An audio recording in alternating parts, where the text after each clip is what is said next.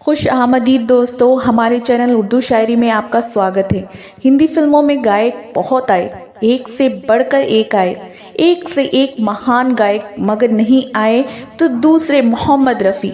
वो गायक जिसकी आवाज में जादू हुआ करता, जिसके गीतों पर महज होंठ हिलाकर ना जाने कितने अभिनेता सुपरस्टार बन गए। वो सिंगर जो मोहब्बत के गीत ऐसे गाता मानो मोहब्बत खुद सामने आ खड़ी हुई हो। वो गायक जिसके दुख भरे नगमे सुनकर लोग रोने लग जाते। मगर दोस्तों, क्या आपको पता है इतने महान गायक की किस्मत कैसे मौत से चंद घंटे पहले धोखा दे गई थी।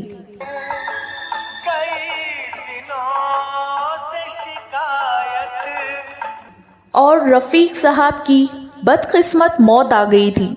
चलिए हम आपको रफ़ी की महान गायक मोहम्मद रफ़ी बनने की दिलचस्प कहानी लेकर इनकी मौत की बदकिस्मत दास्तान सुनाते हैं। बॉलीवुड में अगर कोई पहला और आखिरी संपूर्ण गायक आया तो वो मोहम्मद रफ़ी थे। रफ़ी के दौर में कोई दूसरा गायक था ही नहीं। 100 गीत होते तो अकेले 90 गीत इनको मिलते, बाकी 10 गीतों का बंटवारा हुआ करता। गीतों का हर तीर उनकी तरकश में था, चाहे रोमांटिक सॉन्ग हो या फिर शास्त्र संगीत, गजल हो या रॉक एंड रोल, डिस्को वाले गानों से लेकर भजन, सब कुछ। मगर क्या आपको पता है रफ़ी को गायकी का शौक एक फकीर की आवाज सुनकर लगा था? जी हाँ, 24 दिसंबर 1924 को पंजाब के कोटला सुल्तान सिंह गांव में रफ़ी जन्मे थे। पिता हाजी मोहम्मद के 6 लड़के में से एक। 7-8 साल की उम्र थी उनकी। एक फकीर पंजाबी में गीत गाते गाते अक्सर उनके मोहल्ले की गलियों से गुजरा करता। ना जाने क्या बात थी उसकी आवाज में जो छोटे से रफ़ी की आत्मा में जा बसती।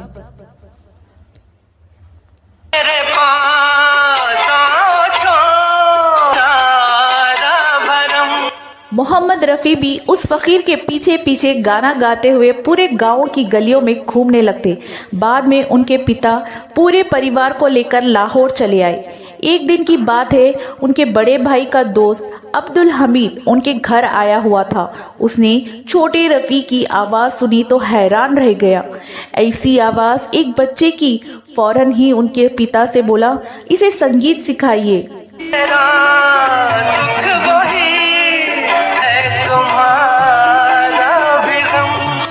पिता ने भी उसकी बात मानकर भेज दिया पंडित जीवन लाल मट्टू के पास, जिन्होंने उनको शास्त्र संगीत सिखाया। गायकी निखरी तो फिर उस्ताद अब्दुल वहाब खान और फिर पटियाला घराने वाले बड़े गुलाम अली खान से भी तालीम हासिल की। अब देखिए किस्मत ने पहला ब्रेक इनको कैसे दिलवाया। हुआ ये कि रफ़ी तब 13 साल के थे। एक बार उस दौर के मशहूर गायक KL सहगल का शो होने वाला था। रफ़ी भी अपने बड़े भाई के साथ उस शो में सहगल की आवाज सुनने पहुंचे थे। शंकर जयकिशन का संगीत सुनने के लिए यहाँ एक फरिश्ता आया है। जानते हैं कहाँ से? क्रिकेट के मैदान से। ओह माफ कीजिए, पूरा हॉल खचाखच भरा हुआ था। सहगल को आने में देरी हो रही थी। भीड़ बेकाबू होने लगी। इत्तेफाक से शो के आयोजक रफ़ी के भाई के पहचान का था। वो आयोजक के पास जाकर बोले, जब तक सहगल नहीं आ रहे मेरे छोटे भाई को इस स्टेज पर भेज दीजिए। थोड़ा बहुत गाने का गाएगा तो लोगों का गुस्सा कम हो जाएगा। आयोजक को बात सही लगी तो बुला लिया स्टेज पर।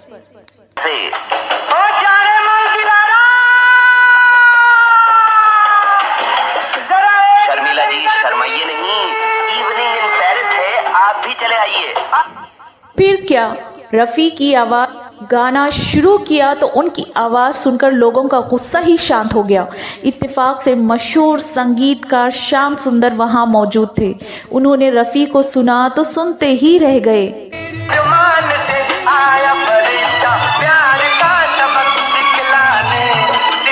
शो खत्म होते ही अपनी पंजाबी फिल्म गुल बलोच में एक गीत दे दिया। आवाज को पहचान मिली तो ऑल इंडिया रेडियो लाहौर से बुलावा आ गया। वहां कुछ समय तक गाते रहे। फिर एक दिन दोबारा श्याम सुंदर ने बम्बई आकर गीत गाने का ऑफर दे दिया था। फिल्म थी गांव की गोरी और गीत था दिल हो ख्वाबों में तो दिलदार की ऐसी तैसी। बस हिंदी फिल्मों में गायकी का जो सफर शुरू हुआ फिर वो कभी थमा ही नहीं। सबसे पहले मोहम्मद रफ़ी को मशहूर करने वाले संगीतकार नौशाद थे, लेकिन दोनों की एक मुलाकात का किस्सा बड़ा रोशन है। रफ़ी एक फिल्म के लिए केएल सहगल के साथ कोर्स कर रहे थे। 2 दिन का काम था। पहले दिन की रिकॉर्डिंग खत्म हो चुकी थी। वो स्टूडियो के पास ही बैठे थे कि अचानक नौशाद वहां से गुजरे और उनकी नज़र बैठे हुए रफ़ी पर पड़ी। नौशाद बोले, क्या हुआ, घर क्यों नहीं गए? रफ़ी बोले, कल फिर रिकॉर्डिंग है, इतने पैसे नहीं कि घर जाकर वापस आ सकूं। नौशाद बोले, तो पैसे ले लेते। इस पर रफ़ी ने कहा, बिना काम पूरा किए कैसे पैसे मांग लेता। इनका ये जवाब नौशाद के दिल को ऐसे छुआ कि उन्होंने उसी पल से रफ़ी को अपना लिया।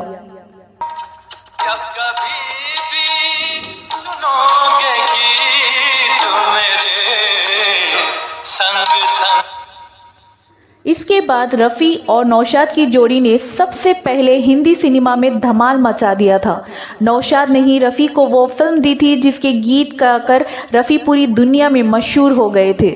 फिल्म थी बैजू बावरा, जिसके हीरो थे भरत भूषण। उनकी आवाज बनकर रफ़ी का जादू चल गया। फिल्म के 4 गीतों ने लोगों पर जादू कर दिया था।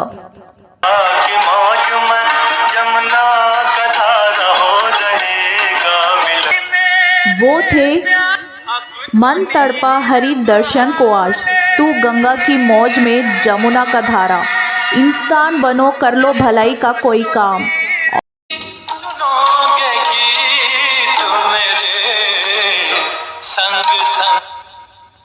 इसके बाद रफ़ी और नौशाद की जोड़ी ने सबसे पहले हिंदी सिनेमा में धमाल मचा दिया था। नौशाद ने ही रफ़ी को वो फिल्म दी थी जिसके गीत गाकर रफ़ी पूरी दुनिया में मशहूर हो गए थे। फिल्म थी बैजू बावरा, जिसके हीरो थे भरत भूषण। उनकी आवाज बनकर रफ़ी का जादू चल गया। फिल्म के 4 गीतों ने लोगों पर जादू कर दिया था।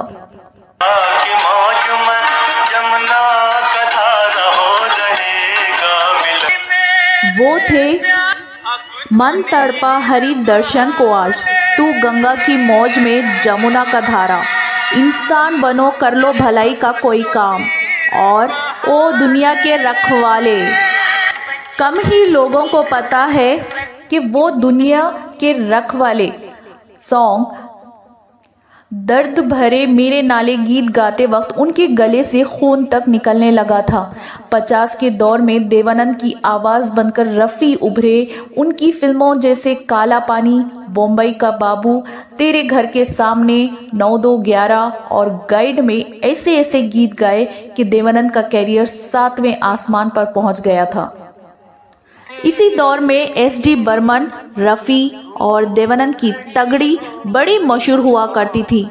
रेडियो पर रफ़ी छाए हुए रहते थे। दीवाना हवा, बादल, खोया खोया चांद, अच्छा जी मैं हारी, हो या दिल का भंवर करे पुकार, कोई दूसरा गायक ही नहीं दिखता। बाद में शम्मी कपूर के डूबते करियर को आवाज दी तो वो भी स्टार बन गए। 1961 में आई शम्मी की फिल्म जंगली के गीत याहू चाहे कोई मुझे जंगली कहे ने शम्मी को रातों रात स्टार बना दिया था। ये आवाज रफ़ी साहब की ही थी। फिर ब्रह्मचारी, जानवर, professor, an evening in Paris से लेकर कितनी ही फिल्मों में शम्मी की आवाज बन गई। शम्मी क्या, इनके भाई शशि कपूर को भी एक गीत गाकर स्टार बना दिया। वो गाना था लिखे जो खत तुझे।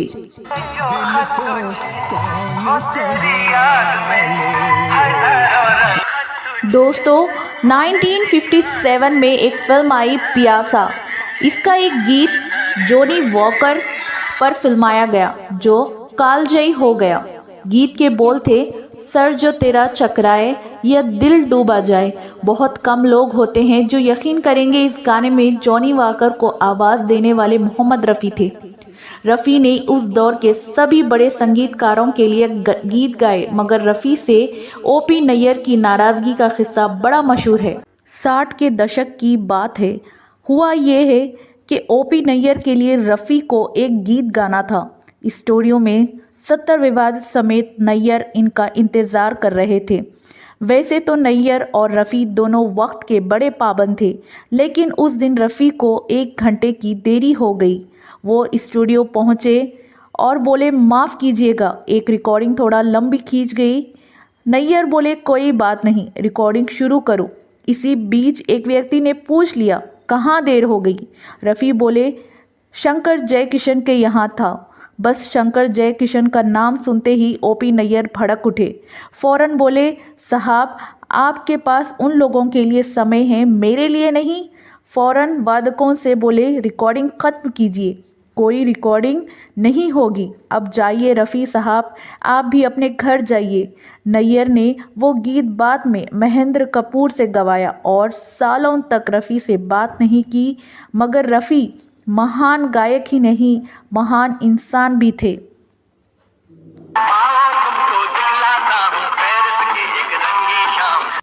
रफ़ी साहब जब नैयर के घर पहुंचे, उनको देखते ही नैयर बोले, रफ़ी तुम जीत गए, तुमने यहाँ आकर साबित कर दिया तुम ओपी नैयर से बेहतर इंसान हो, क्योंकि तुमने अपने अहम पर काबू पा लिया जो मैं ना कर सका।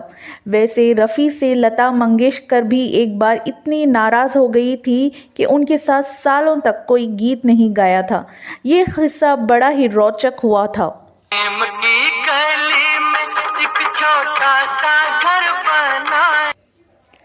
हुआ ये कि लता चाहती थी कि गायकों को उनके गाने की रॉयल्टी मिलनी चाहिए। उन्होंने कई गायकों को इसके लिए राज़ी भी कर लिया था, मगर रफ़ी ने उनकी बात नहीं मानी। उनका कहना था कि प्रोड्यूसर ने एक बार गायक को उसका मेहनताना दे दिया, फिर किस बात के पैसे।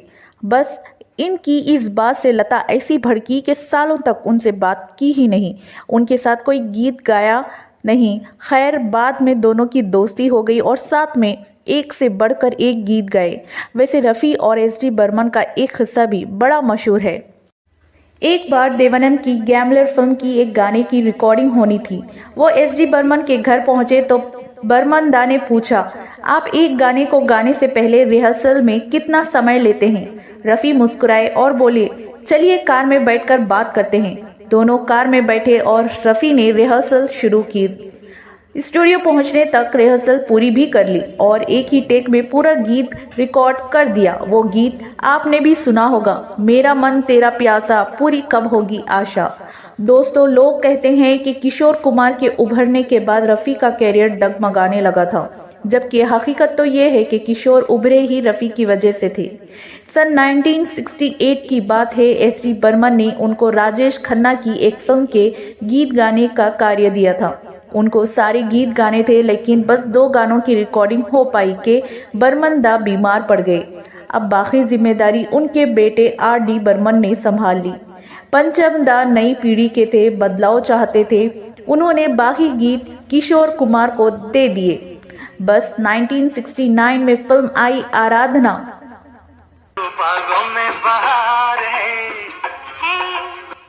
रफ़ी साहब के बड़े मशहूर 2 गीत। अब जाइए रफ़ी साहब, आप भी अपने घर जाइए। नैयर ने वो गीत बाद में महेंद्र कपूर से गवाया और सालों तक रफ़ी से बात नहीं की, मगर रफ़ी महान गायक ही नहीं, महान इंसान भी थे।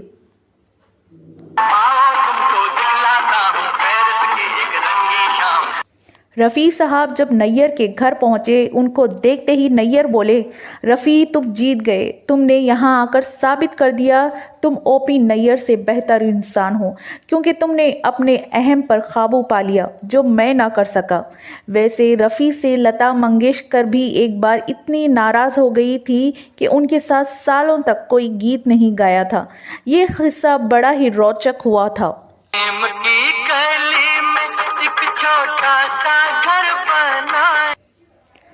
हुआ ये कि लता चाहती थी कि गायकों को उनके गाने की रॉयल्टी मिलनी चाहिए। उन्होंने कई गायकों को इसके लिए राज़ी भी कर लिया था, मगर रफ़ी ने उनकी बात नहीं मानी। उनका कहना था कि प्रोड्यूसर ने एक बार गायक को उसका मेहनताना दे दिया, फिर किस बात के पैसे। बस इनकी इस बात से लता ऐसी भड़की कि सालों तक उनसे बात की ही नहीं, उनके साथ कोई गीत गाया नहीं, खैर बाद में दोनों की दोस्ती हो गई और साथ में एक से बढ़कर एक गीत गाए। वैसे रफ़ी और एस.डी. बर्मन का एक हिस्सा भी बड़ा मशहूर है। एक बार देवानंद की गैम्बलर फिल्म की एक गाने की रिकॉर्डिंग होनी थी।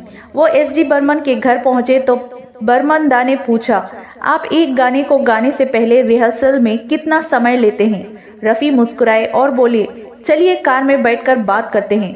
दोनों कार में बैठे और रफ़ी ने रिहर्सल शुरू की। स्टूडियो पहुंचने तक रिहर्सल पूरी भी कर ली और एक ही टेक में पूरा गीत रिकॉर्ड कर दिया। वो गीत आपने भी सुना होगा, मेरा मन तेरा प्यासा, पूरी कब होगी आशा। दोस्तों, लोग कहते हैं कि किशोर कुमार के उभरने के बाद रफ़ी का कैरियर डगमगाने लगा था, जबकि हकीकत तो ये है कि किशोर उभरे ही रफ़ी की वजह से थे। सन 1968 की बात है। एस.डी. बर्मन ने उनको राजेश खन्ना की एक फिल्म के गीत गाने का कार्य दिया था। उनको सारे गीत गाने थे, लेकिन बस 2 गानों की रिकॉर्डिंग हो पाई कि बर्मन दा बीमार पड़ गए। अब बाकी जिम्मेदारी उनके बेटे R.D. बर्मन ने संभाल ली। पंचम दा नई पीढ़ी के थे, बदलाव चाहते थे। उन्होंने बाकी गीत किशोर कुमार को दे दिए। बस 1969 में फिल्म आई आराधना।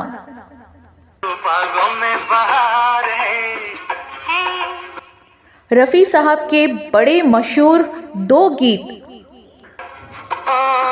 तुमको मुझसे प्यार है, बागों में बहार है और गुनगुना रहे हैं भंवर। मगर किशोर दा का एक गीत मेरे सपनों की रानी कब आएगी तो सब पर भारी पड़ गया और एक गाने से किशोर कुमार युवा दिलों की धड़कन बनकर उभरे। अगर एस.डी. बर्मन बीमार न पड़ते तो ये गीत भी रफ़ी को ही मिलना। और इधर किशोर कुमार उभरे, उधर 1969 में रफ़ी ने एक मुफ्ती के कहने पर गायकी ही छोड़ने का ऐलान कर दिया था। वो सन 1974 तक फिल्मों से दूर रहे। इसी दौरान किशोर आगे बढ़ते चले गए। हालांकि वापसी करते ही रफ़ी ने फिर अपनी जगह हासिल कर ली थी। इसका सबूत खुद किशोर कुमार थे, जो अपनी गायकी गाने खुद रफ़ी से गवाया करते थे। निजी जिंदगी की बात करें तो रफ़ी की 2 शादियां हुई थी। बहुत छोटी उम्र में बशीरा बानो से उनका पहला निकाह हुआ, लेकिन बंटवारे के बाद बशीरा ने लाहौर में ही रहने की जिद कर दी। लिहाजा रफ़ी उनको तलाक देकर बम्बई चले आए। फिर उन्होंने दूसरा निकाह किया बिल्किस बानो से। दोनों के 3 बेटे और 3 बेटियां हुई। मगर दोस्तों, इतना महान गायक जिसकी किस्मत हमेशा साथ देती थी, उसके नसीब ने मौत से चंद घंटों पहले ऐसा धोखा दे दिया कि रफ़ी को सिर्फ 55 साल में बदकिस्मत मौत आ गई। 30 जुलाई 1980 की रात थी। डायरेक्टर जय ओम प्रकाश की फिल्म आसपास के गाने शाम फिर क्यों उदास है की रिकॉर्डिंग चल रही थी। गीत के अंतिम 4 लाइनें बाकी रह गई थीं, जिसे अगले दिन पूरा करने की बात कहकर रफ़ी सीढ़ियों से नीचे उतरने लगे।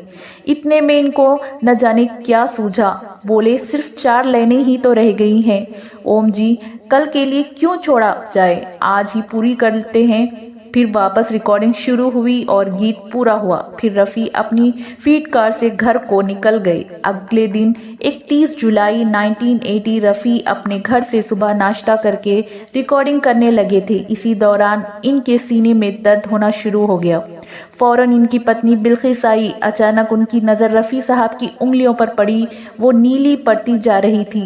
फौरन फैमिली डॉक्टर चंदीराम मणि को बुलाया गया। उन्होंने जांच की। ब्लड प्रेशर खतरनाक स्तर पर था।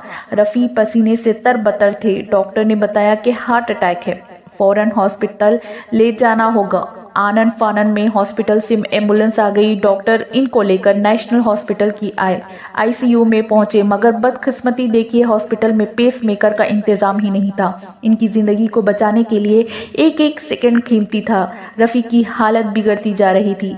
फौरन उनको दूसरे हॉस्पिटल ले जाया गया। वहां भी पेसमेकर ठीक से काम नहीं कर रहा था।